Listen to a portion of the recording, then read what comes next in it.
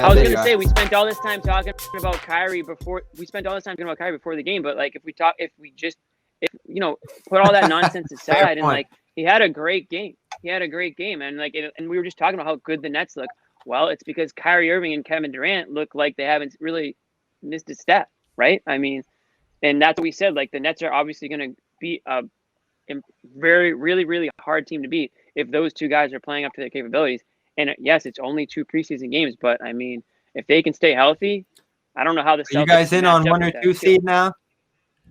Well, so what I will absolutely eat my words on was the Durant. skepticism that Durant coming off an Achilles is automatically going to look like old Kevin Durant.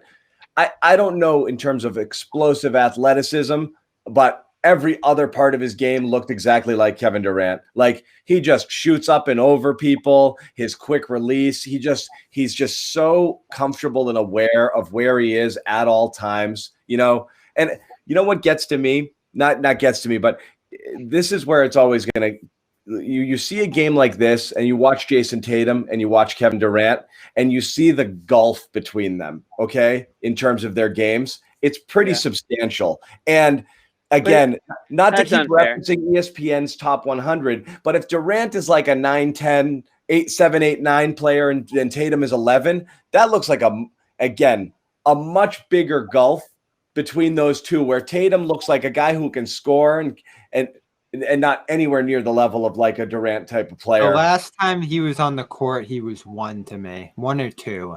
So we'll see how far he falls off from that. And that's the thing is, again, it's not fair. Where we're going to get stuck here is this whole Jason Tatum, he's still developing. Absolutely. But if Jason Tatum doesn't become close to Kevin Durant, the Celtics are going nowhere. Like he doesn't have to be Kevin Durant or Kevin Durant.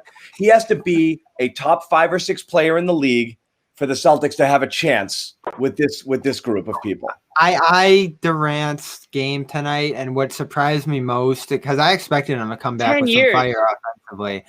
Defensively tonight, the double block on Tyson's side, rotating to the middle and just shutting down the paint the way he did. He got blew by a few times on the perimeter, but they were kind of playing a pseudo zone in that third.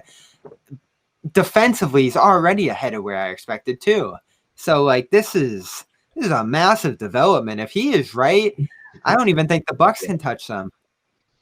Yeah, it's legit. I mean, it's unfair though, John, to compare the two. Obviously, I mean Durant's 32. 10 years apart. You said. Wait, why is it unfair? Because they're at different stages in their careers. It doesn't matter. That's fair. It absolutely does matter because you're comparing Jason Tatum at this point in his career to Kevin Durant at his point in his career. And you're skipping the part that Durant's been in the league for 10 years longer, including the prime years of his career. I think what you can do, though, is go back to Durant's 2012. Look at what he did there. Durant was I guess if you want to just compare numbers, but I mean, every situation is different. I mean, Durant's playing with Westbrook and Harden. Then he goes over and wins a championship. He's playing with amazing players in Golden State. I mean, this guy's had a lot of great teammates over his career. Yeah, so was Tatum. Sure, but he's had those great teammates at age 19 and I'm 20. I'm just saying eye test only, okay? That's all. Sure, and I agree. He's nowhere near where Durant. He hasn't touched where Durant's peak was, right? But he's got to get there. He's got to get. He's not get. If he doesn't get there, he has to get somewhere close for the Celtics to.